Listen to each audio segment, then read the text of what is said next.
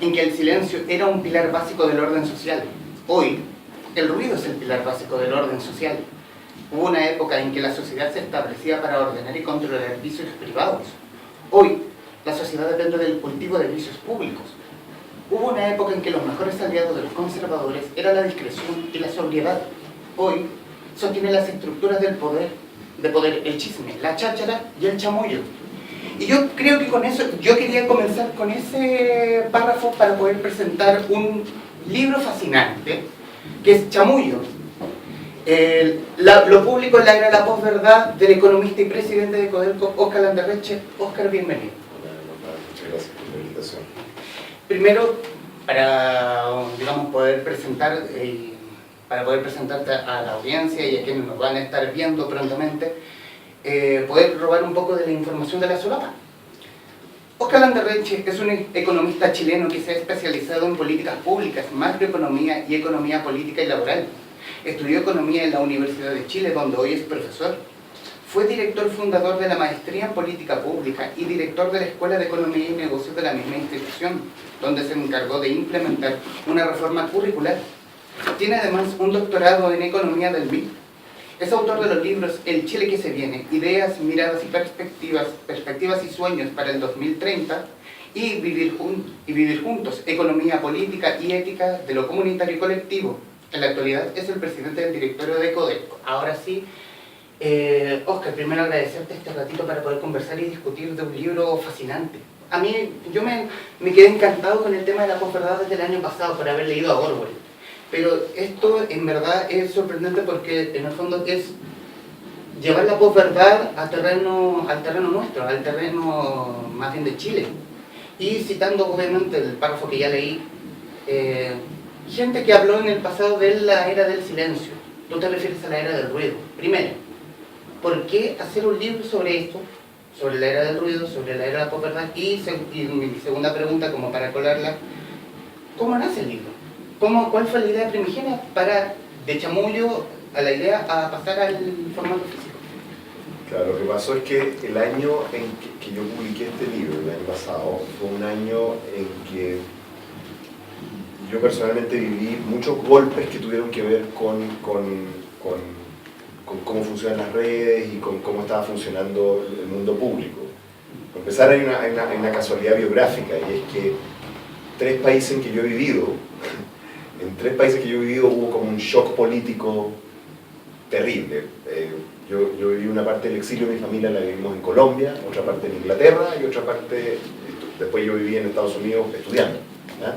Y en esos tres países ocurrieron cosas tremendas relacionadas con la posverdad. En Colombia hubo el famoso rechazo del plebiscito de la paz, que fue un sectores sociales que con mentiras lograron hacer caer un acuerdo de paz, digamos, de un país que ya 50 años en una guerra civil, que además que yo sé cómo es. Entonces fue terrible, ¿no? Eso fue terrible. Y en eso mismo, casi la misma semana, ocurrió el Brexit, que fue otro caso parecido en Inglaterra. Bueno, y después terminamos el año con la elección de Trump, como si fuera poco. Por suerte no he vivido en Italia, así que no estoy tan preocupado de lo que acaba de pasar, pero esas tres cosas me tenían muy preocupado. Y lo otro que me había pasado es que yo hace tiempo atrás era una persona bien entusiasta en las redes sociales, la verdad, en sus orígenes, ¿no? De hecho, para lo que yo era antes de estar en Codelco, que era un profesor universitario, un columnista relativamente popular en Twitter, etc. Y hace un tiempo yo me sentía muy incómodo con lo que estaba ocurriendo en redes sociales. Y sentía que había habido un cambio, me sentía crecientemente incómodo.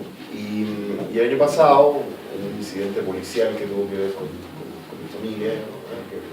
Un atentado. El atentado que sufrió en su hogar. Claro, que sufrió en mi hogar. Y en ese momento, mucha gente a través de las redes sociales, con su apoyo y su cariño, y yo volví a mirar las redes sociales por eso. Y después cuando vi lo que otra gente estaba haciendo en redes sociales a propósito del atentado, ya me cayó la teja de que aquí estamos en otro mundo. Eso fue me atormentó tanto todo ese tema que sentí que era necesario escribir sobre eso. Eso es lo que pasa. Sentí en el fondo que este fenómeno era un fenómeno de un calibre que ameritaba que uno se preocupara de esto y no de otra cosa, ¿no? Y eso fue lo que me motivó. Y después lo que pasó es que una tía mía que está en el mundo de los libros y que me conoce chiquitito, Nancy Guzmán. Nancy Guzmán. Gran persona. Un saludo. La tía Nancy yo creo que intuitivamente, porque me conoce de niño, ella me indujo que yo escribiera este libro por la vía de contactar a Planeta, decirle, ¿quiere escribir algo? Y a Planeta me entiendo que se le había caído un autor, algo había pasado, y apareció el espacio y como que eso generó la oportunidad para que este libro fuera además como una especie como de tratamiento. O sea, el comentario fue como, este cabrón es bueno, claro, pero además en mi caso era como, escribe ahora, intenté escribir, ¿no? Y la verdad que fue mi terapia. Esa es la verdad, el libro fue mi terapia. ¿Y cuál fue la reacción de la editorial? Porque es un libro bastante, ¿cómo decirlo?, extraño para el mercado literario chileno. Sí. Nadie se ha dedicado a hablar de lleno de la posverdad. ¿Cómo lo vieron? Porque Juan Manuel Silva es editor. Sí, Juan Manuel siempre fue muy entusiasta con el tema. La verdad es que yo nunca sentí que nadie en la editorial lo encontrara extraño ni raro. Además, yo creo que es un libro raro en otro sentido, porque es un libro que tiene un estilo de ensayo que no es muy común, digamos, encuentro yo, ¿no?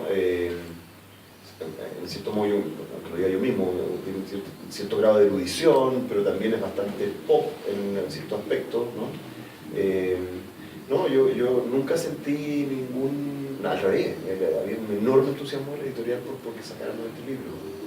Intuitivamente quizás Juan Manuel sentía que este era un tema, él estaba muy entusiasmado con esta idea del primer libro chileno sobre la posverdad, ¿no? Él sentía que eso era un tema importante.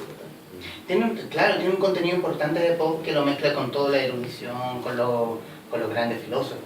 Y yéndonos, porque mencionas también el tema de las redes sociales y en uno de los párrafos mencionas la historia del traje nuevo del emperador de Hans Christian Andersen, que es muy lo de redes sociales. En el fondo la fábula del rey desnudo. Eso es hoy las redes sociales. Las redes sociales. ¿Por qué? Bueno, lo que ocurre es que, bueno, yo creo que hay harto que estudiar sobre los fenómenos de redes sociales, porque en el fondo la red social ha masificado un instrumento que permite a las personas vivir en un mundo de máscaras, ¿no?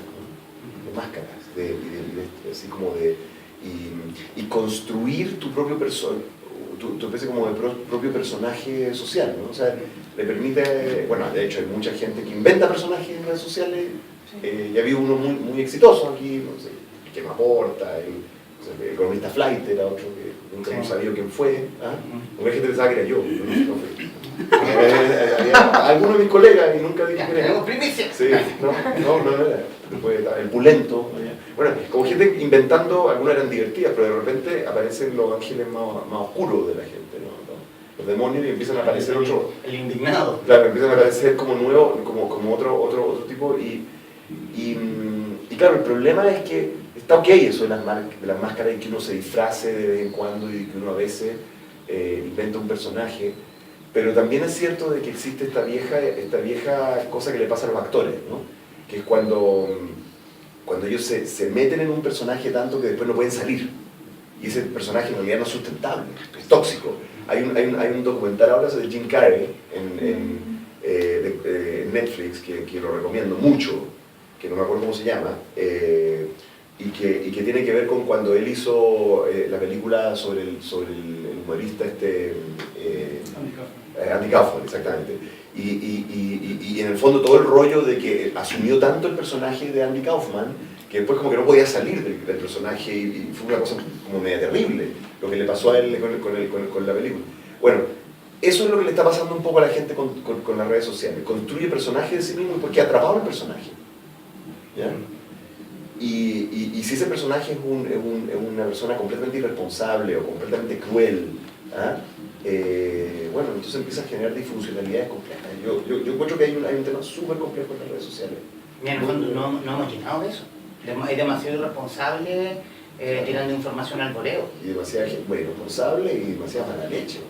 Demasiada conspiranoia dentro de las redes sociales. Sí, como cuando te dicen, no, si Salfate, ¿no? Y son peores que el mismo Salfate. Pero ¿sabes qué? Yo creo que está pasando en las redes sociales, tengo la impresión que está ocurriendo de interactuar con gente que conozco. Parte de la rentabilidad de las redes sociales, del atractivo de las redes sociales, honestamente, era que participaba todo tipo de gente. ¿Ya? Yo siento que hay una especie de huida de las redes sociales.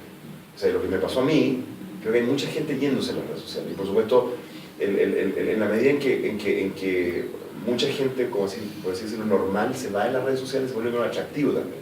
O sea, porque si yo voy a ir a agarrarme a chuchar, digamos, o a decir, o a pelar, y en el fondo no me escucha nadie, o no me escucha la gente que yo de verdad quiero que me escuche, va a ser menos rentable. Yo creo que algo eso está pasando a Twitter hace rato, pero Facebook también, que se convirtió en otra cosa, una cosa medio extraña, que no entiendo muy bien.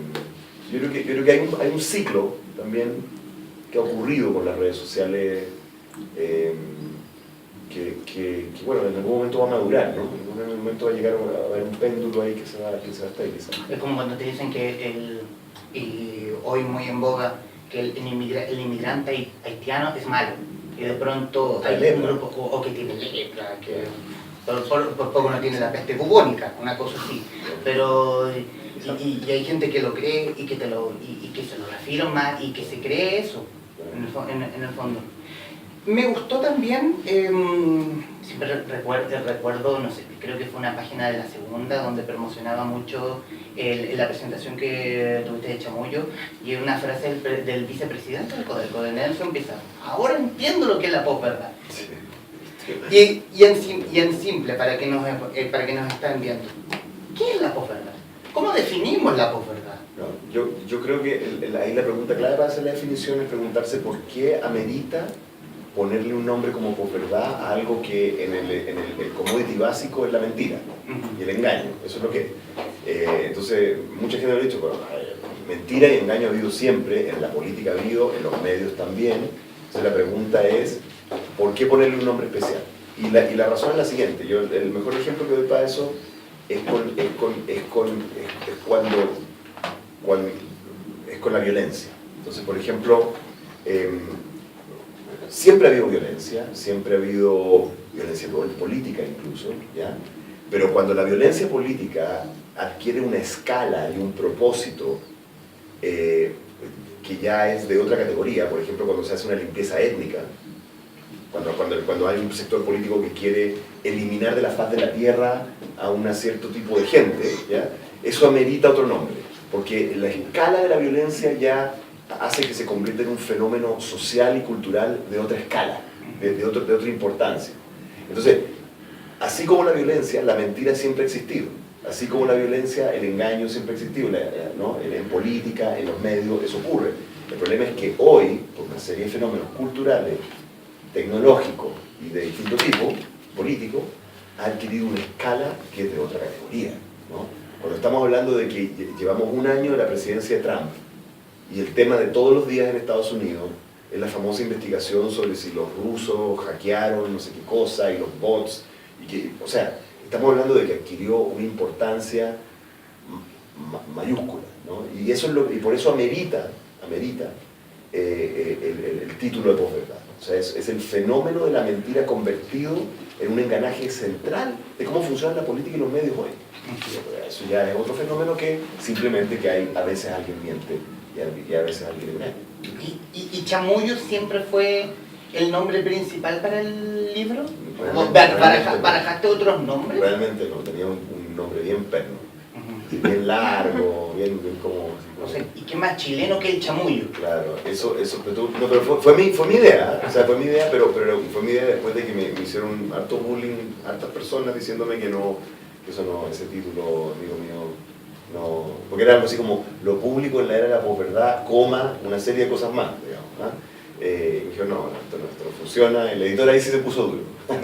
Dijo, no, y de repente como que tuvimos la epifanía, teníamos como un listado de títulos, de repente apareció lo de Chamullo.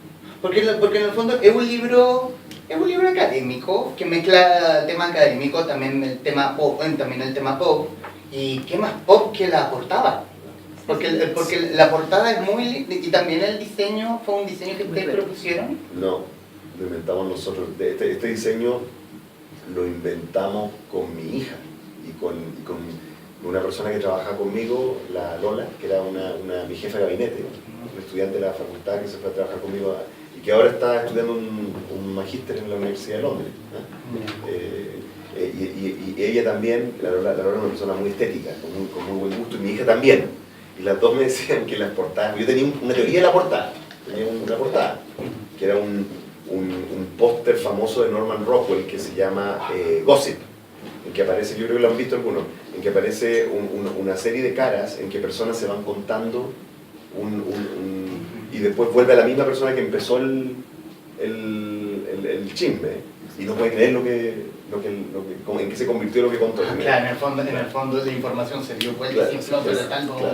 Y yo lo que pasaba que igual como que era mucho detalle y todo, yo insistí bastante en eso. Y ahí me lo resistió la editorial y de repente se le ocurrió, ya empezamos a mirar, empezamos a buscar y con la Lola y con mi hija encontramos esta idea. O sea, en el fondo reducir eso a dos personas, ¿no?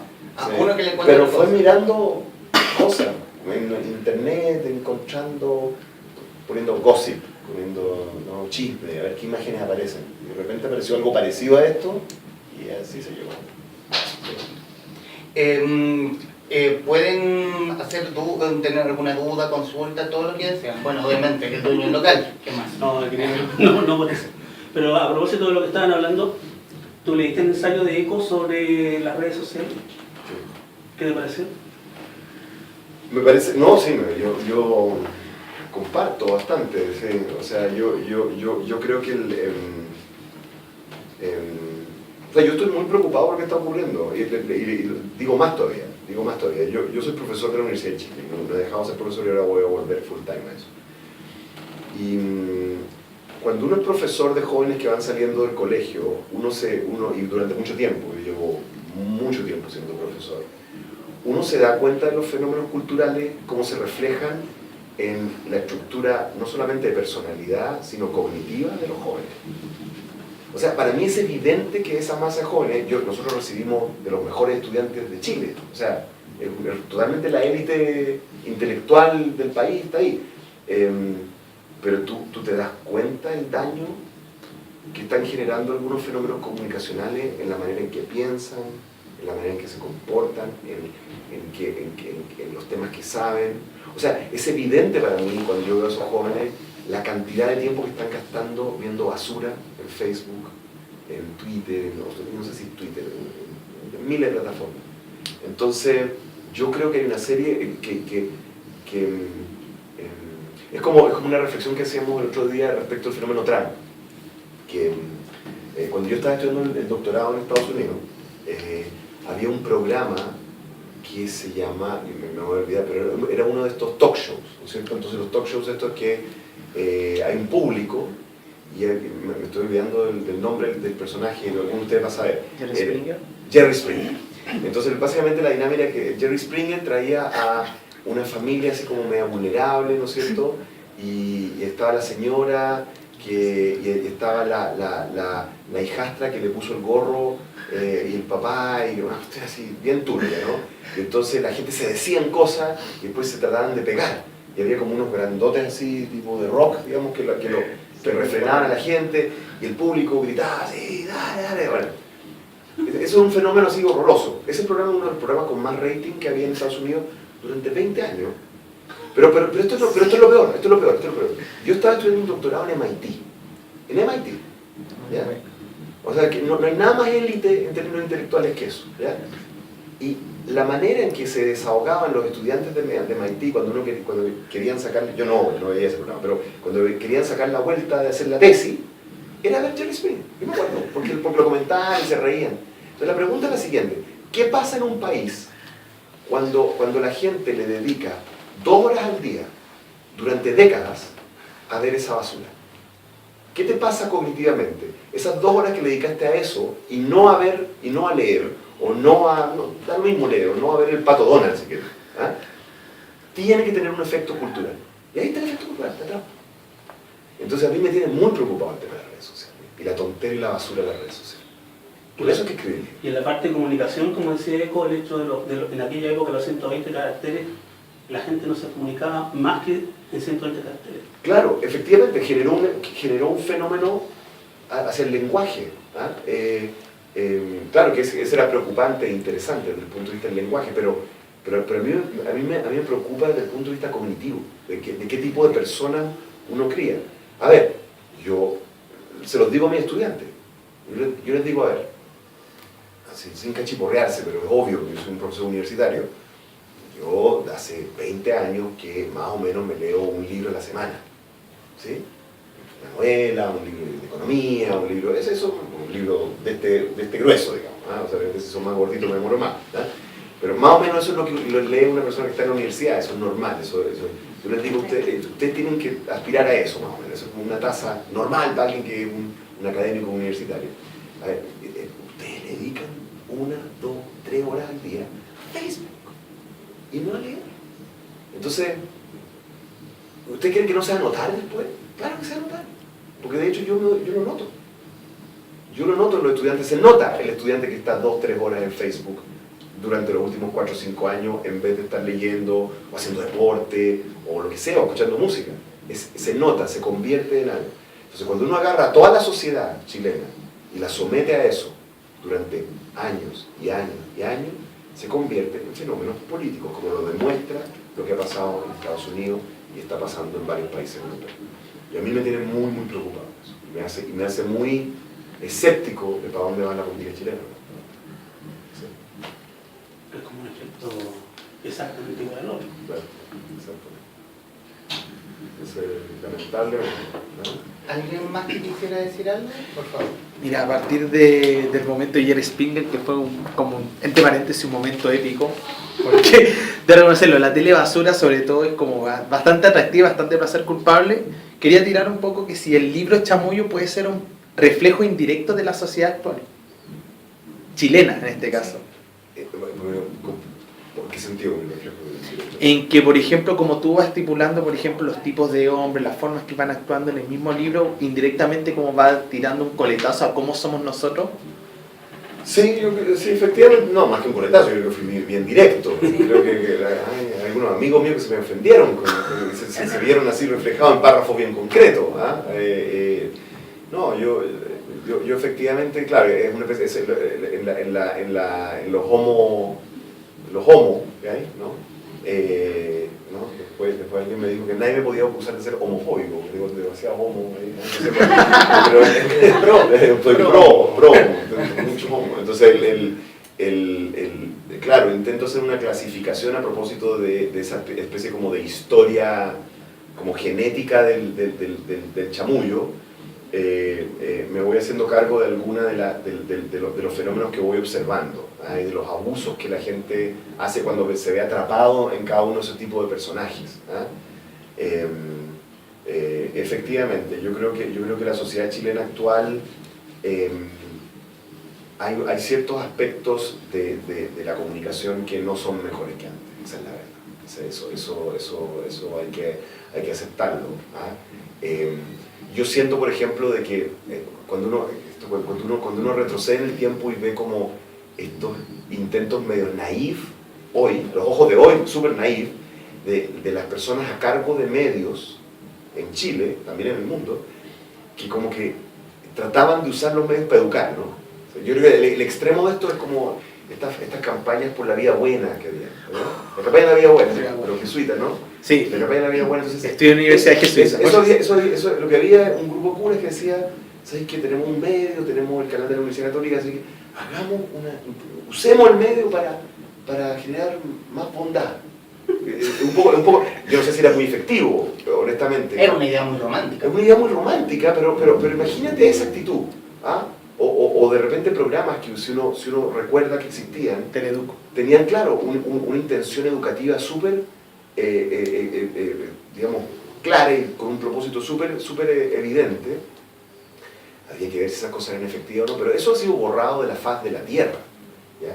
Y lo que a mí sí me pasa, y también hablo en el libro, es que, al menos en mi percepción o en mi biografía de lo que a mí me motivó para estudiar en la universidad, para seguir una carrera académica, para los medios a los cuales yo estuve expuesto y los programas de televisión pública, en mi caso en otros países, a los que yo estuve expuesto fueron críticos. Entonces yo creo que hoy en día no nos deberíamos extrañar de las consecuencias de algunas de estas cosas. Eso es lo que yo... Y ahí, tomando la pregunta del joven, una evolución de la televisión en rigor de cómo ha evolucionado también la sociedad, de pronto. ¿Cómo pasamos de la televisión educativa a un programa tipo Vértigo?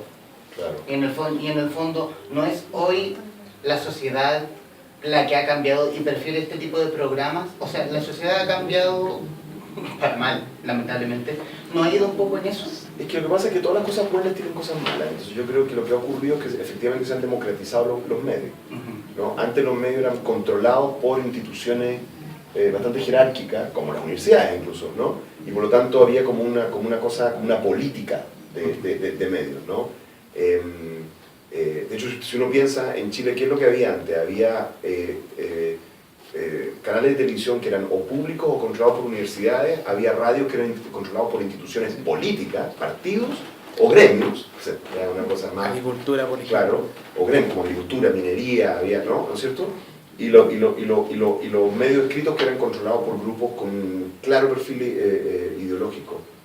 Hoy en día está mucho más democratizado o sea, ha triunfado el paradigma liberal en lo de los medios y eso refleja el gusto del consumidor, ¿ya?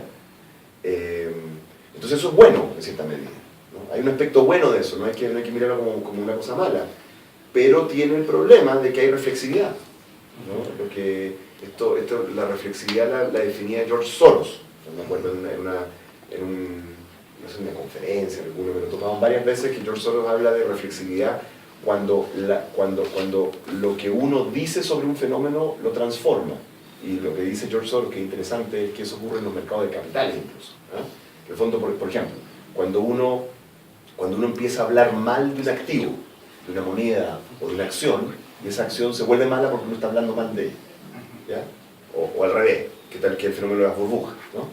Entonces, ese fenómeno, la reflexividad, hace que, bueno, no es neutro qué es lo que aparece en los medios. Lo que aparece en los medios se convierte en ¿para qué son los medios?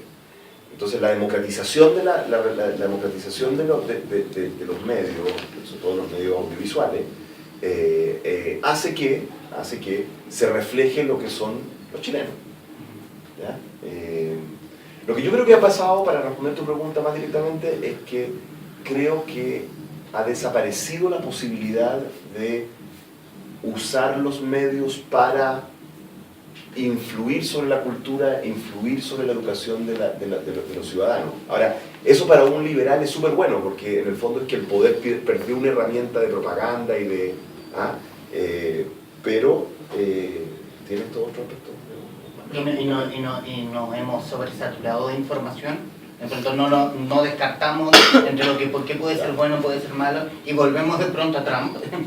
Ahí yo creo que hay un fenómeno que todavía no ha madurado, y es que a mí me pasa. Por ejemplo, yo ahora que estoy volviendo a la universidad y que restablecí como mis sistemas de búsqueda de información académica, incluso, ¿ah? de papers, de opiniones, claro, lo que ha pasado es que ya es un completo exceso, ¿no? Ya es demasiado, ¿no? Es demasiado. Y entonces lo que he ido descubriendo es que lo que más tiene valor hoy en día es el curador de información. El curador de información, o sea, la persona que sobre determinados temas lo que hace es, se gasta el tiempo. O sea, yo en este momento he descubierto que tengo disponibilidad de pagar, yo, por alguien que, por ejemplo, lo tiro ahí por si hay alguien mirando, ¿ah? Si quiere, aquí hay un negocio, ¿ah? que alguien que, por ejemplo, esté leyendo cierto tipo de contenidos académicos de macroeconomía, de finanzas, de economía laboral, de no sé cuánto, y me cobre por decirme, mira, en realidad lo que tenéis que leer esta semana es esto. Honestamente, yo creo que estoy dispuesto a pagar por eso, ¿ah? Porque es ya tal el exceso que hay, que es inmanejable. O sea, o yo me dedico a curar para mí mismo, que es lo que en la práctica estoy haciendo ahora, y gastar un enorme cantidad, o leer, Entonces, ¿cómo le hago? O sea, ¿ah? Como digo un mexicano. ¿Ah? O clasifico o leo. ¿Ah? Entonces, yo creo que, pero eso no ha madurado todavía. Encuentro que todavía ha habido intentos de eso. Por ejemplo, en economía hay un intento yo diría, relativamente exitoso de un economista famoso que se llama Rubini, ¿verdad? Que hizo eso. Hizo un sitio en que cura información y te dice, a ver, si tú estás interesado en Bitcoin, por ejemplo, un fenómeno, tenés que leerte estas 3 columnas, ver estos 2 PowerPoint y ver este video, y leerte este paper. Y con eso está ahí. ¿Ya? Oye, eso tiene N valor, y de hecho él cobra por eso. ¿Ya? Entonces yo creo que para allá va el tema, porque lo que yo creo que va en retroceso es que uno actúe o viva en el mundo de las redes sociales así completamente abiertas. Yo creo que de verdad, además es una pérdida de tiempo, encuentro yo, por toda esta amargura y cosas terribles que se ven ahí. Además, honestamente, es bien ineficiente, hay demasiada información, algunas mentiras. También, a mí también me hace sentido una frase que no me acuerdo dónde lo habré escuchado, de decir de que, por ejemplo, el optimista es siempre quien ve el vaso medio lleno. Quien ve el vaso medio vacío es un pesimista, y de pronto ve ese mismo vaso, un tuitero, y dice, este vaso me está ofendiendo. Eso es muy hoy de lo que el fenómeno millennial, yo le voy a poner un nombre a cualquiera, o muy hipster millennial, de decir, ay, que a mí me carga todo. Sí, yo creo que la amargura no la inventaron los millennials, vamos a decir eso. ¿No? La amargura no la inventaron los millennials. Pero la amargura es un existe clásico hace de mucho Chile. tiempo. Pero en el fondo se ha masificado. Lo que pasa es que los medios han permitido que uno no sea así en su... Yo estoy seguro que mucha de la gente que es muy amarga en internet, en las redes, en su vida normal no es tan así, porque si no, no podría vivir, o sea, lo terminaríamos encerrando. Todos dudamos de ser como claro. gente. Bueno, está eso, y bueno, y además la sospecha que uno tiene además es que mucha de la gente que exige cierto tipo de estándares así en internet, uno tiene serias dudas de que los practique, honestamente, ¿ya?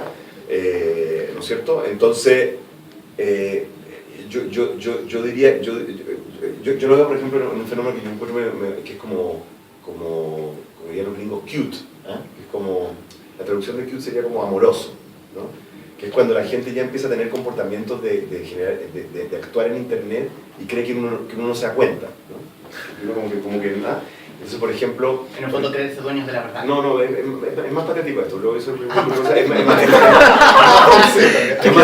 más dulce, que es como, por ejemplo, no sé, se muere Parra, ¿no? Entonces la gente va y coloca algo como para mostrar que ellos saben de Parra, ¿no? Entonces, media hora buscando un poema distinto de Parra y decir, lo voy a decir, Parra, yo soy culto. Lo más probable es que esa persona no haya leído realmente Parra. Y eso en el fondo, hashtag, solo quería ser popular. No quiero mostrar que yo soy culto, aprovechándome de la muerte de Parra, entonces muestro que yo soy culto. De hecho, yo estoy en un punto de escepticismo respecto a las redes, de que, de hecho, estoy en un punto en que si yo veo a una persona hacer eso, ya no lo veo, ya no lo veo mucho, pero si lo veo, en el fondo voy a asumir que no ha leído Parra. Ya estoy en una cuestión completamente negativa, o sea, digo, no, lo más probable es que esta persona no lea Parra. Y que en el fondo resaltan siempre el mismo artefacto. Claro, o sea, yo lo que creo es que la gente que es de verdad culta y de verdad tiene cosas, en realidad ya se dio cuenta, como me he dado cuenta yo creo, de que no hay que mostrar eso en Twitter.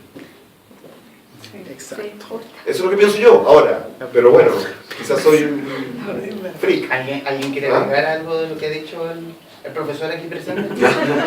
Aprendimos a duras penas que no hay que publicar todo en Twitter. Uno lo aprende con los años. Apunta borrazo. Hay un tema de que hay harto Lo mismo con Facebook. Uno fue de ese amargo en redes sociales y luego más bien a título personal, y en el fondo con los años uno madura y como que no. No, pues yo también fui así. Yo me mantengo con todo en redes sociales. No necesito, para los que estén ahí, alguien se acordará del zorrón pero liso. Buscar. Donde reche zorrón pero liso. También uno ha sido parte del proceso, hay que asumirlo, por eso tampoco miro mal a la gente, pero sí me parece preocupante cuando la gente se atrapa en algo y no es capaz de salirse.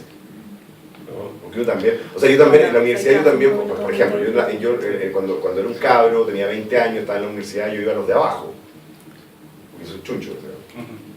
Porque hay que leer el libro, lo sabe. Ya, iba a los de abajo, porque uno a cierta edad tiene una cosa dentro que le dice que tiene que cazar osos y gritar como Tarzán por la... Bueno, y uno lo desahoga de cierta manera, entonces uno va a la barra y dice, y alguna pelea uno estuvo también, digamos, está bien, pero ahora, obviamente, no sé. Lo patético es cuando si estuviste en eso a los 18 años, los 20 años, uno dice, ya, ok, se entiende, pero cuando seguís en eso y tenés como 40 y tanto, que es lo que uno ve, dice, es patético. A propósito de eso, cito, hay una edad a la cual uno encuentra irresistible la borda, la murga y la barra brava. Tiene mucho que ver con el periodo en el que uno pasa de ser joven a un hombre que se siente la necesidad de expresar fuerzas ancestrales y hambres antiguas, ciertos deseos animales y capacidades primarias que el cuerpo parece demandar. Para eso existe el estadio y la barra brava. En otros tiempos se llamaba a una guerra, a formarse en una colina con los amigos y compatriotas, a ondear los colores propios, preparar las armas y cantar. Al frente, las sordas bárbaras, a las que se grita e insulta a la distancia y se les canta, nosotros somos fuertes y valientes, mejor retrocedan porque aquí no pasarán. Eso es muy lindo. Eso, o sea, llevarlo a lo más hermoso. Eso va en el fondo, el instinto más básico del hombre y llevado a un estadio. Claro, bueno, uno vive eso. El tema es que, bueno, eso es una de los análisis de categorías de personajes. El problema es cuando uno no puede madurar de esa categoría, eso es todo el tema, ¿no? Está bien que uno pase por épocas de amargura, está bien que uno pase por épocas en que está enojado con las élites, ¿ya? Pero si uno se atrapa en eso, no es capaz de ver las cosas con más tranquilidad y más equilibrio, hay un momento en que uno parece se vuelve transparente. O sea, en el fondo la juventud es una enfermedad que se cura con la vejez. ¿Así? Bueno, no, quizá muy duro la vejez. Ojalá, si no se cura se vuelve una cosa muy triste. Eso es lo que yo veo. Y eso llevado a las redes, disculpa, no podría ser que estuviéramos en la parte de la pubertad de las redes y que en algún momento van a tener que madurar. Puede ser. Bueno, y como la lógica de la más económica de las redes es que más bien una red mata a otra. O sea, no es que Twitter va a madurar, sino que probablemente lo que está empezando a pasar es que están empezando a aparecer, yo mismo he visto, están empezando a aparecer redes especializadas que seleccionan o tienen mecanismos de selección, como hay algunas redes que son más para los académicos, por ejemplo, y que claramente están hechas de una manera que hace que no va a entrar nadie que no sea así, ¿no?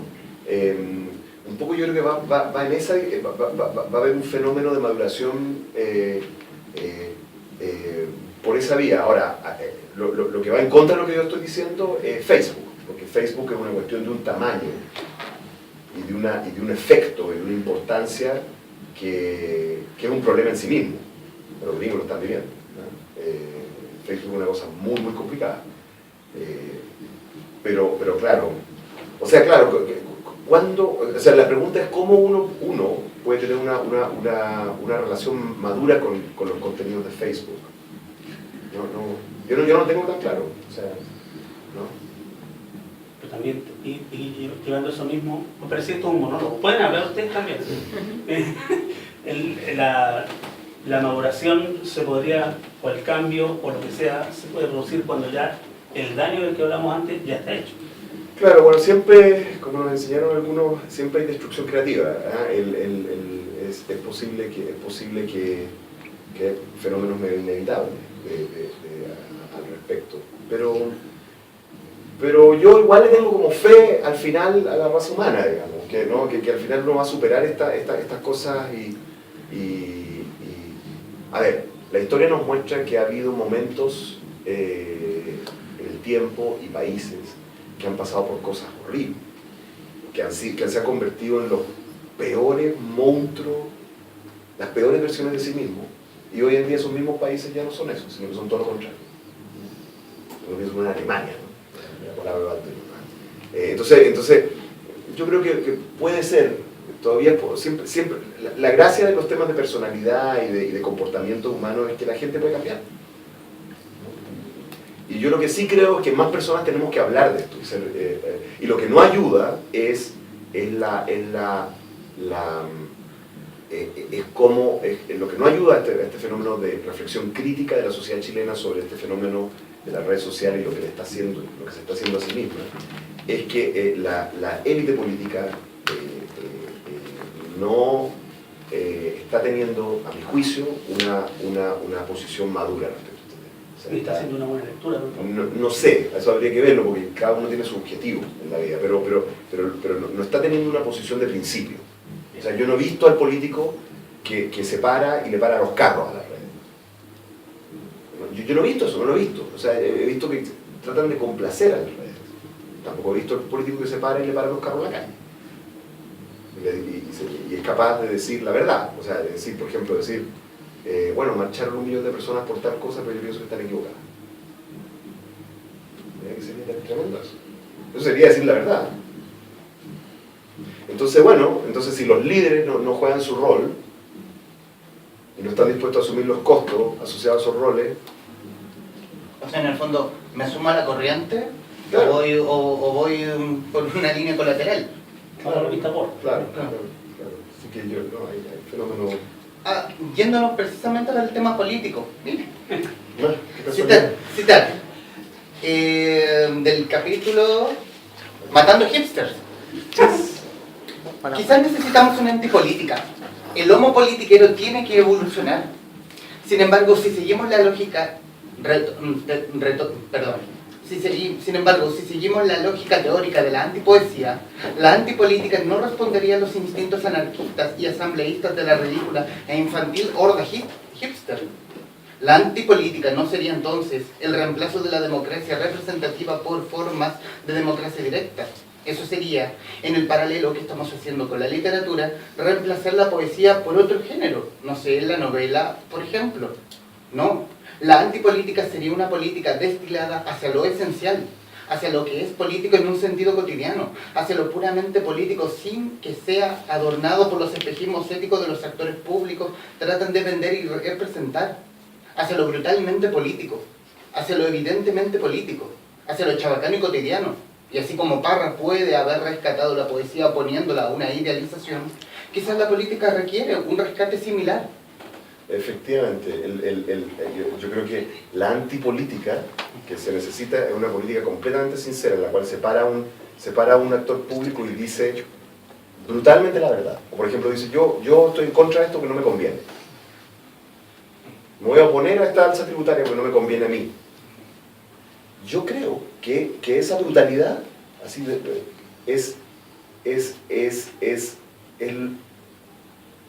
más genuino y permite explicitar las transacciones estas que ocurren en la cocina y ponerlas allá afuera. Es decir, la transacción entre intereses, también entre ideas, porque no todo en política son intereses, a veces son conceptos, ideas, valores, los ponemos ahí, los ponemos brutalmente afuera y no tratamos de edulcorarlo. Yo creo que parte del éxito de Trump, de hecho, con lo que desprecio a ese individuo, digamos, Pero es que ha dado un material de estudio impresionante. fueron cosas. ¿ya? Bueno, pero hay que reconocerle lo siguiente. Yo creo que parte de su atractivo es que es brutal. O sea, Trump dice, no, yo estafé gente. ¿Sí? Bueno, es que así son los negocios. No, yo traté con la mafia italiana en Nueva York porque así se construye un edificio, porque controlan los sindicatos. Claro, entonces, una parte de eso uno le dice, pero ¿cómo van a elegir el presidente un señor que hizo eso? Ya, pero hay una parte del votante que respalda a Trump que en el fondo es antipolítica. Es decir, pero así es la cuestión. Lo más probable es que los otros sean iguales, lo que pasa es que no me lo están diciendo. Disculpa, así como acelerando, yo creo que a lo mejor también el triunfo que tiene Trump, básicamente porque va mostrando como un tipo de sociedad norteamericana que donde da una expresión es muy carerraja, como muy honesta. No sé, pues volviendo un poco con el tema de la telebasura, no sé, me imagino como al votante de Trump, que Trump dice, yo hice negocios con la mafia, me lo relaciono un poco con la gente que se ve en Jersey Shore de MTV, que es como por dinero soy capaz de matar a alguien, tener sexo o literalmente quedar embarazada de 3 tipos distintos por tener éxito. Parte 2. Bueno, a ver, en este momento hay un escándalo de Trump por el tema de una actriz porno. sea, que es impresionante. Uno de tantos. Es impresionante. Claro, pero claro, yo creo que hay una parte El divorcio con Melanie. yo no estoy seguro que le va a bajar la popularidad. Y no se la va a subir. No sé si le va a subir, pero no estoy seguro de que le vaya a bajar la popularidad, porque en el fondo creo que la gente que lo respalda, en el fondo la actitud es, sí, pues, a mí me gustaría haber estado con la actriz porno, pues, entonces, ¿cuál es el problema? ¿Cachai? O sea, como que hay una actitud De hecho, el brutal. mismo escándalo del divorcio con su mujer también, en vez de dejarlo mal, la gente lo está apoyando, que es lo Claro. más divertido. Claro, en el fondo dice el otro político que me viene a decir de que no, se indigna con la actriz, pues no te creo. No te creo. Entonces, eso es un poco lo que yo creo que pasa, que la política adornada, la política brutal en que la cual los políticos tratan de presentarse como una especie como de santurrones o personas que hacen un testimonio de vida, creo que eso está completamente superado. Ahora, yo creo que hay una trampa en lo que está ocurriendo en Chile, porque algunos de los nuevos políticos están tratando de presentarse como santurrones. Y eso se va a vencer, porque lo que yo creo que viene es la antipolítica. La política sincera, que uno dice la firme. O sea, no hemos pasado al siguiente nivel. Eso explicaría el éxito de Cast. Yo creo que Cast es Cast es el mini, o sea, un mini-me de Trump, bien mini, digamos, pero De hecho, también explicaríamos un poco por qué hay mucha gente que tiene reticencias al mismo Frente Amplio. Y de hecho, por ejemplo, mira, yo soy profe de historia y generalmente una carrera que se ve mucho el tema de la política universitaria, y la ven como trampolín de hecho. Y uno se da cuenta, la gente de tu edad, de mi edad por ejemplo, es muy moralista. Y incluso es más moralista que los mayores. Entonces te llega a preocupar un poco esa idea de cómo el joven, que supuestamente viene con ideas nuevas, con una postura más crítica, tiende a santificar, y a lo mejor eso es lo que mismo refleja el frente, y a partir de eso también yo siento que si a lo mejor este libro también un poco podría representar y desnudar un poco esas técnicas de la política más conservadora, más... Lo que pasa es que yo ahí sí, yo en ese sentido ahí perdono un poco ese fenómeno, porque yo entiendo que hay edades para todo. Entonces cuando yo estaba en la barra de los de abajo, yo de verdad creía que era muy importante lo que estaba haciendo. Que era muy importante ir a eso, y que era, ¿no? Entonces también uno pasa por etapas, entonces también uno tiene que darle la oportunidad a la gente de madurar. O sea, uno tiene que darle la oportunidad a la gente de pasar por etapas de vida y darse cuenta de que el mundo en realidad no está compuesto por el bien y el mal, y que es un tema de convicciones para hacer el bien. No, está lleno de muchos bienes distintos y muchos valores distintos en competencia y en conflicto, ¿no es cierto? Y que a medida que uno se va volviendo más viejo, más complejo, y su familia se va volviendo más enredada, la vida se pone más complicada y te obliga a decir, chuta, está esto otro. Entonces, como que uno se vuelve más comprensivo con las contradicciones de la realidad. Entonces yo creo que eso hay que permitir que ocurra. O sea, te vuelve menos radical. Te vuelve menos radical, claro, te vuelve menos extremista, te vuelve más comprensivo. Ahora, está el peligro que cuando uno se vuelve eso, el extremo de eso, volverse cínico. Eso no, entonces hay que saber manejar eso. Pero yo sí creo que va a haber una transformación en la política. O sea, yo me imagino, mira, también hay que pensarlo, el siguiente fenómeno. Si uno mira el mundo y los sistemas políticos en el mundo en los años tan cerca como los años 90, la cantidad de países que tenían democracias liberales era muy poco, o sea, realmente era muy poco. Para empezar, estaba todo el bloque comunista, todas las dictaduras de casi todos los países emergentes, o sea, era muy poco. Este fenómeno de que a nivel global lo normal es tener una democracia liberal, primero es muy nuevo, y segundo, es más nuevo aún que la democracia liberal lleve tanto tiempo, que sea de verdad que haya gente que nació y se crió viviendo en una democracia liberal y vive ahí. Entonces, la relación que tiene una ciudadanía que vive en la democracia liberal como algo como un estado de normalidad es completamente distinto a cómo lo vivía yo. Cuando yo estudiaba en los años 80 y 90, para mí la democracia era algo a alcanzar. Era como una utopía, ¿sí? En casi todos los países en que vivía. Entonces, ¿qué es lo que ocurre? La normalización de la política, un poco ocurre lo mismo que ocurre con la economía. Cuando se normaliza algo en la economía, se vuelve un poco más chabacano. No sé si lo entienden. Se vuelve más... Entonces uno deja como de colocarle cierto ciertos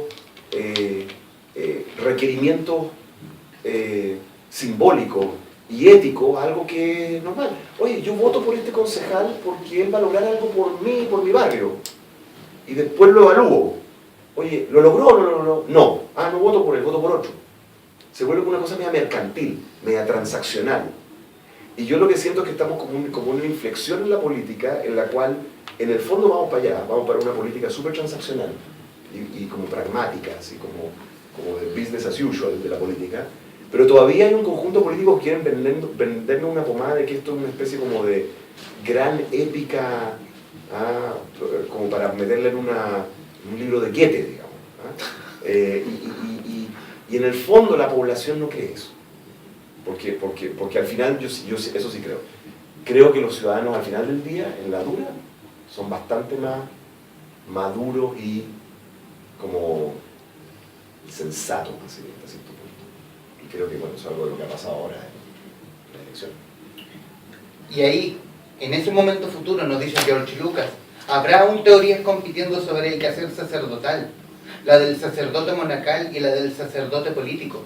Habrá en una galaxia muy muy lejana un Rodrigo Borgia y un Ignacio de Loyola batallando en un duelo por el alma religiosa.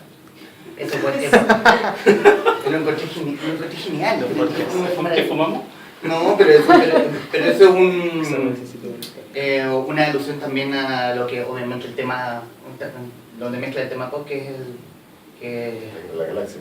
Oh, no estoy para mí es completamente imposible escribir un libro y no referirme a la guerra de las galaxias. No va a ocurrir. Bien lo decía Francisco Ortega, que todo Todo tiene que ver con Star Wars. Absolutamente. Todo tiene que ver con Star Wars. También hablabas de la economía cognitiva y citando alguna vez, que se lo habré escuchado, creo que a Nicolás Copá, ¿no? Que fuera de cualquier crisis que tenga Chile, vamos a citarlo acá en Chile, lo que existe en sí es una crisis cognitiva. La gente no entiende lo que lee o la gente no entiende lo que se le dice o entiende lo que, en el fondo, lo que le venga, lo que le conviene. A ver, yo creo que es más complicado que eso, porque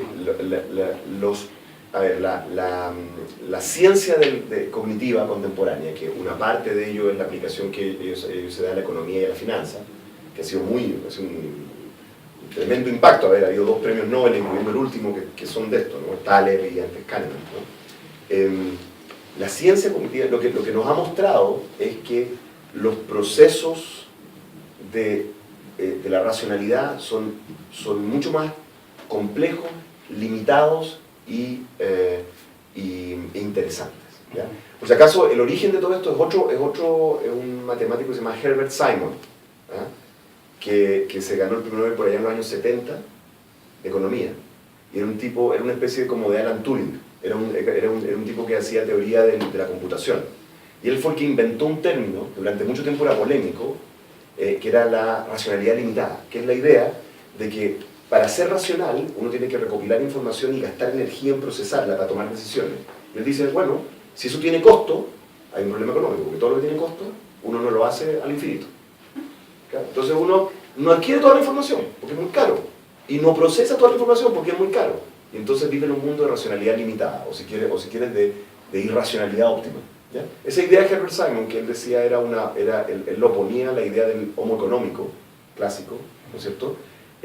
Durante mucho tiempo era como medio freak Herbert Simon, era como un economista distinto. Después lo que vino es esta ola de psicólogos como Kahneman, que metió al mainstream de la economía, la economía cognitiva a propósito de la crisis de subprime. Pero el punto es que lo que nos muestra toda esa disciplina es la enorme complejidad que tiene la toma de decisiones y que además tiene complejidad por buenas razones. ¿Ah? El ejemplo que yo siempre uso con los alumnos es el siguiente: si yo voy caminando por una pradera con mi lanza para cazar una gacela para comérmela, digamos, porque la pradera africana, ¿no? Mi sistema cognitivo hace que si yo en el rabillo de mi ojo veo como una raya, en mi cerebro dice tigre, y yo salgo corriendo. Después miro para atrás y no era un tigre. Porque lo que no sirve es mirar y decir, a ver, ¿será un tigre? la hipótesis de que es un tigre, ¿la puedo demostrar o no la puedo? Ahí ya me comió, ya me convertí en fiambre. Entonces, hay buenas razones por las cuales somos racionalmente limitados.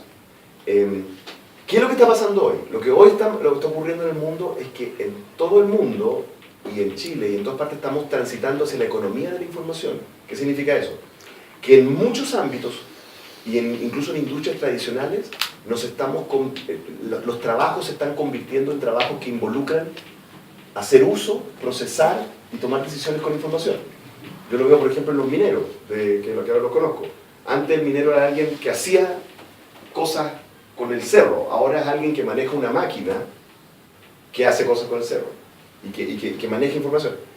En ese proceso de que una mayor parte de la población del mundo se convierte en procesador de información, en que estamos pasando a la sociedad de la información, tenemos que aceptar lo siguiente, que primero ya no es un tema elitista, no solamente la élite está metida en la información, masas de gente están metidas en el tema de la economía y la sociedad de la información, y por lo tanto no es necesariamente cierto que todo el mundo tenga las competencias para vivir en el mundo de la información.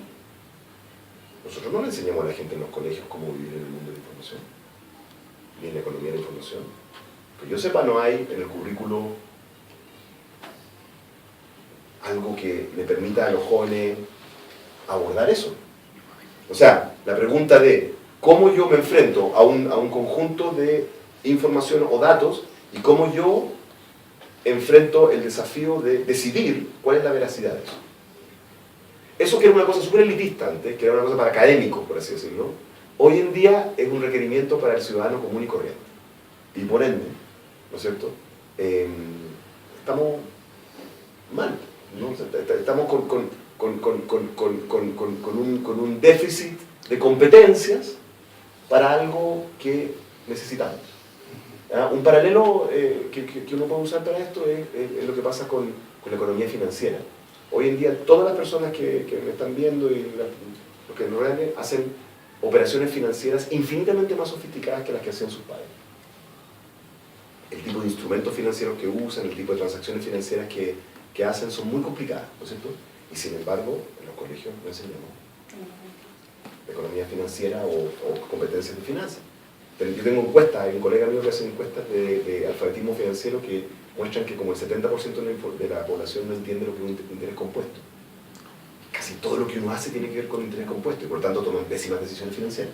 Bueno, lo mismo ocurre con los medios. Hoy en día una buena parte de lo que uno hace es usar los medios, adquirir información, procesar información y sin embargo no tiene las competencias para ello. Obviamente estamos con ellos y eso no es parte de lo ¿Alguien quisiera agregar algo más? Yo. ¿Alguien? Por favor. Yo le quiero preguntar, imagina cómo se hace, porque yo leí este libro, ¿no? Camino a Chillán en el tren, ahí de vuelta. Entonces es un libro que tiene un lenguaje sencillo para cosas que son complejas. Hay teorías, pasamos por diversos autores, pensadores, psicólogos, economistas, como desde la economía se escribe en sencillo para poder, cómo lo escribió en el fondo, cómo lo escribió y cómo, porque también en alguna entrevista vi que tampoco se demoró mucho en escribirlo, tampoco fue una cosa, un tiempo muy largo. Entonces, ¿cómo se hace para escribir un libro que tiene un tema que podría ser denso, complicado y un tremendo testamento, en simple y en palabras que maneja el común de las personas sin necesidad de tener ni siquiera que ir a la universidad, se puede leer en general de aquí, y de hecho hace como un barrido y un recorrido por muchas cosas que uno ve cuando está estudiando y después etcétera. ¿Cómo lo hizo? Bueno, el tema de la velocidad tuvo que ver con que, bueno, había ciertos plazos con la editorial, ¿cierto? Y yo tenía ganas de escribir, tenía muchas ganas de escribir en ese momento, y había harta energía que tenía que meter en eso. Y eso fue la velocidad, aunque ahora que estoy haciendo el sequel, me está saliendo rápido también, así que parece que algo aprendí en el proceso. Y creo que una de las cosas importantes que aprendí es que hay un proceso industrial de esto, por ejemplo. O sea, yo básicamente cuando escribo tengo una primera fase que es como medio como locomotora, o sea, como que tiro todo. Y no me, o sea, está bien, métate. lo que se me ocurre, así, y hago estructuras básicas para seguir, pero escribo todo, con que yo sé que hay algunos escritores que se angustian, ¿no? Como que escriben algo y se quedan detenidos y no, pero esto, y empiezan a editarse antes de seguir escribiendo. En el fondo yo creo, no sé, algo logré de tranquilidad de que sí va a haber tiempo para editarlo, entonces no te preocupes, digamos. O sea, si ponís algo tonto, después lo vas a borrar, así que no, dale nomás. Si suena mal, dale, escriban nomás. O sea, mi consejo para la gente que quiere escribir es, escribe nomás, después va a editar, otro día. Oye, si es súper difícil publicar, así que lo más probable es que no te publiquen. Así que no te enredís, digamos. Es que en el fondo te vas a ganar un no, y no es tan grave. Claro, dale nomás y después vas a poder editar. Esa es una primera cosa. Lo segundo, sí, con el tema intelectual, también he descubierto un cierto instinto de disciplina en términos de parar en un momento.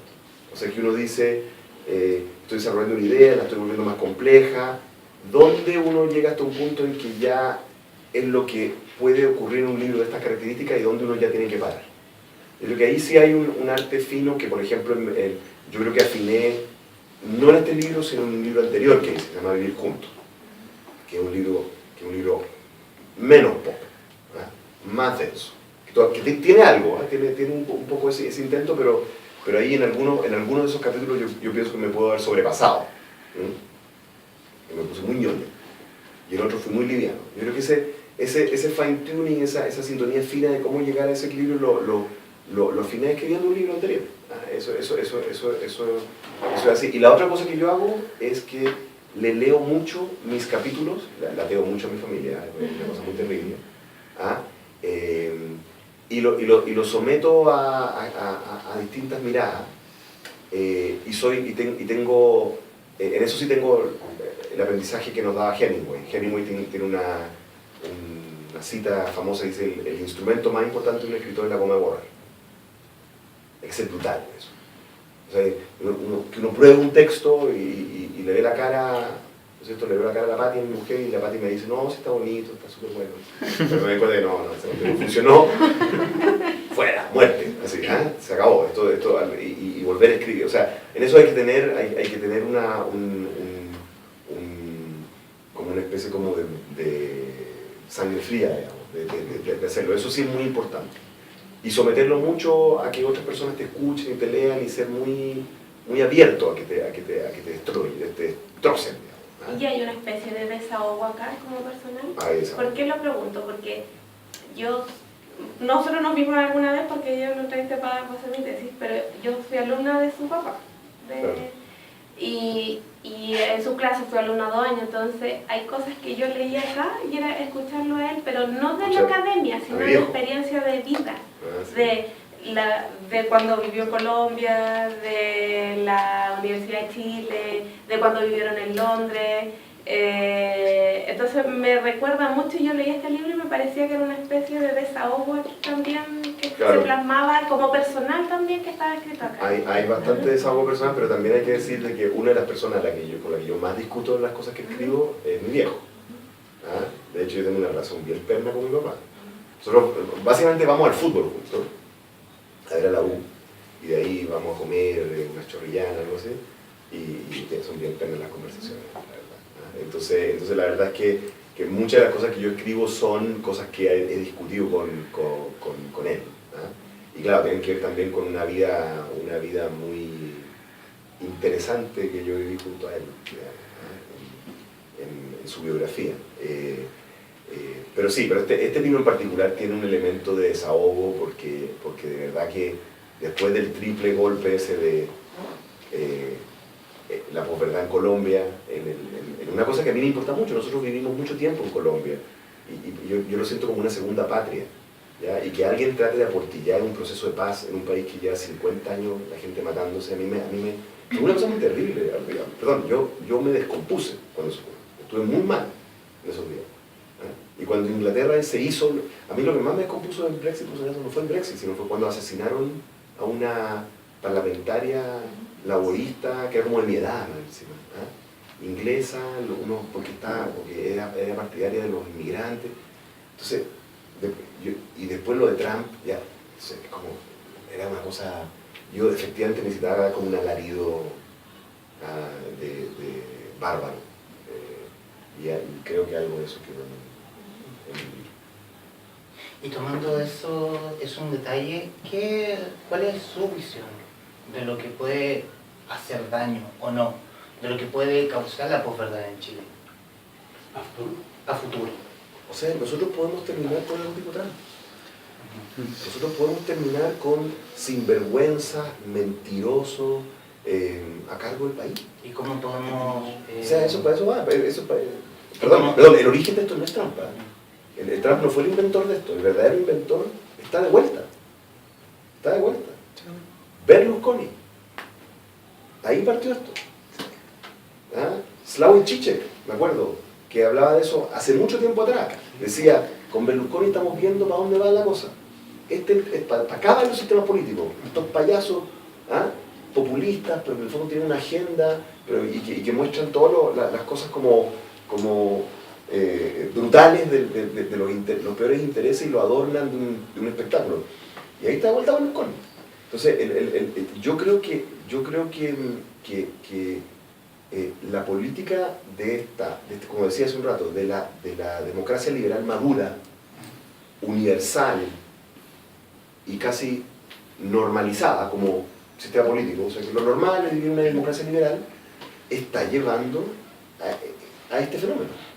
Y a mí me asusta mucho que Chile caiga en eso. A mí me asusta mucho. Porque creo que una de las virtudes del sistema político chileno es que tradicionalmente, más bien, ha sido un sistema político en que hemos producido presidentes relativamente serios, fome, o sea, Frei Montalva, no sé, para decirlo, ¿no? O sea, a mí como que yo, ¿no? Alessandri, ¿qué puede ser? ¿No? Para mí eso es una virtud. Si nos convertimos en un país más que tiene una política de espectáculo, de payasos, de mentirosos, de sinvergüenza, yo me he fijado que la política norteamericana se ha convertido, los escándalos son parte de lo que están consumiendo los votantes. O sea, y que Trump entiende esto. Y que el escándalo es un plus. Trump lo entiende. Miren, acaba de ocurrir lo siguiente. Acaba de ocurrir que Trump dijo que se iba a juntar con el presidente de Corea del Norte, Kim Jong-un. que están hechos el uno para el otro. Sí. Después de que llevan como un año amenazándose con guerra nuclear. Ahora, yo que soy presidente de Codelco me toca viajar a Asia. Y yo fui a Japón y nadie, como que, perdona, una guerra nuclear, hello, Corea del Norte, no se me va a ocurrir, ¿no? Son muy sabios los japoneses. Porque en el fondo ellos sabían lo que era esto. Donald Trump se ha dedicado a la lucha libre. La lucha libre es un espectáculo en el cual se dan cachetadas de payaso, se crea un conflicto que es mentira y después se reconcilia. Que es como funciona además la farándula. La farándula es que las dos modelos las juntas, digamos, y se pelean artificialmente y después se reconcilian. La lógica del espectáculo de verdad que está metida muy profundamente en lo que está pasando en Estados Unidos. Si nosotros terminamos con ese tipo de política, yo creo que eso es algo muy malo que puede frustrar, honestamente, puede frustrar la posibilidad de que Chile alcance el desarrollo, se convierta en un país más igualitario, más justo, de verdad, lo creo, o sea, y me preocupa mucho. Honestamente creo que no, a pesar de todos los problemas que vemos en la clase política chilena, no hemos llegado ahí, por suerte, aún no. ¿Y cómo podemos, cree usted poder tener, no sé, quizás no es la palabra que busco, pero la voy a usar, solución? ¿Es una solución más bien a corto o largo plazo? ¿Evitarnos esta proliferación, esta obsesión que tenemos con la posverdad? Yo creo que no hay ninguna solución a esto que no involucre un grado de disciplina, generosidad y integridad intelectual de parte de las personas que componen la élite de este país. Y eso no lo estoy viendo. O sea, la capacidad de decir la verdad. Están marchando 1 millón de personas diciendo algo. Yo estoy en desacuerdo. ¿Sabe? Conversemos. Díganlo. Explíquenle a la gente por qué están en desacuerdo. ¿Alguien quisiera...?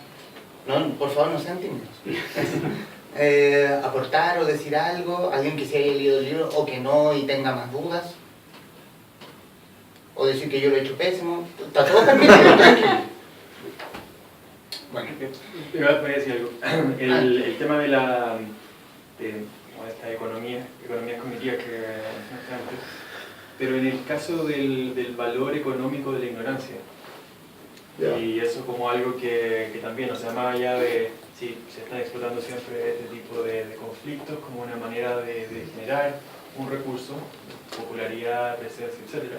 Pero también la ignorancia y el concepto de la agnotología como una manera de jugar con la ciencia o jugar con la evidencia y hacer mucho de la cultura del spin doctor que también se ha democratizado bastante. Entonces, como esta agnotología también es parte o sea, siempre ha sido parte del gobernar. Claro. Y yo, la dictadura, que algo que decía recién, como no hay muchos ejemplos o sea, los ejemplos de presidente en esto de Chile son relativamente fome, pero si vamos a la dictadura, hay una serie de casos de este mismo tipo de fenómenos. Sí. Pero claro, la creación de ignorancia como una manera abierta, cínica, de ganar tu lado. Bueno, yo creo que es súper interesante lo que estás diciendo. Bueno, de hecho hay un fenómeno, la desinformación es parte de estrategias de espionaje y de política hace mucho tiempo, pero hay algo súper interesante lo que estás diciendo que es lo siguiente, que se relaciona para aquellos que sepan algo de estadística con la teoría estadística bayesiana, ¿ya? Que es básicamente la siguiente idea. Yo tomo decisiones mirando el mundo según las señales que me llegan, ¿no? Y esas señales tienen contenido de información, ¿no? Entonces, por ejemplo, si yo veo algo que es muy importante para mí, ¿no? Eso va a afectar más mi comportamiento que si algo que es menos importante para mí. Pero si yo no sé si esas señales son de verdad, o sea, ya es una cuestión súper dramática que me dice que en realidad yo debería tomar una decisión radical, pero yo no sé si es verdad o mentira, lo que yo hago es inmovilizarme ante las señales buenas, malas. Evidentemente lo que estamos viendo en Estados Unidos hay algo de eso. Para mí es evidente que el presidente Trump, parte de su estrategia es generar ruido y señales, cosa que la gente queda como inmovilizada porque no sabe cómo procesar las señales. Yo creo que es una estrategia absolutamente, y bueno, evidentemente si resulta ser cierto lo que se dice sobre la estrategia de los hackers rusos, era eso, era generar ruido. Entonces yo creo que hay algo bien interesante en eso. Y para poder finalizar en el fondo, ¿qué hay en el futuro de Oscar Landerreche? No, la vuelta a la universidad y más libros.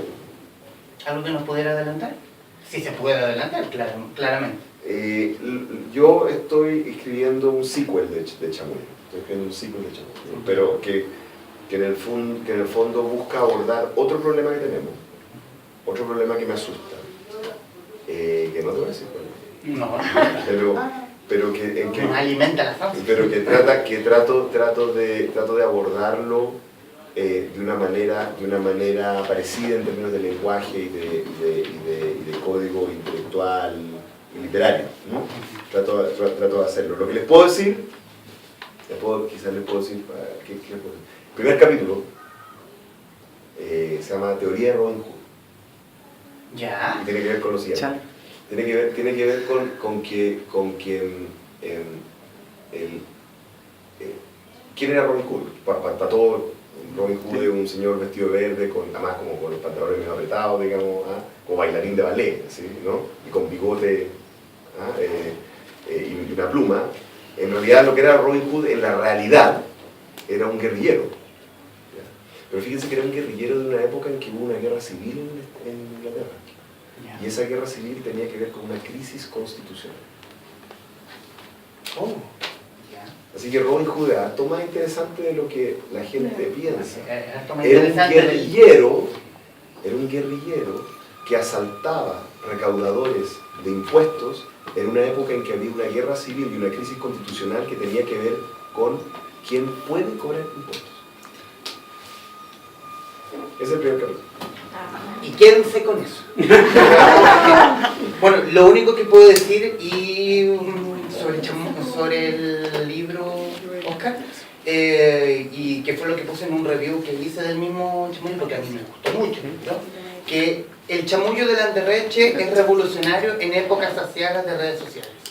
Eso es todo lo que yo, es con lo que yo, es lo que yo finalicé y yo lo recomiendo absolutamente.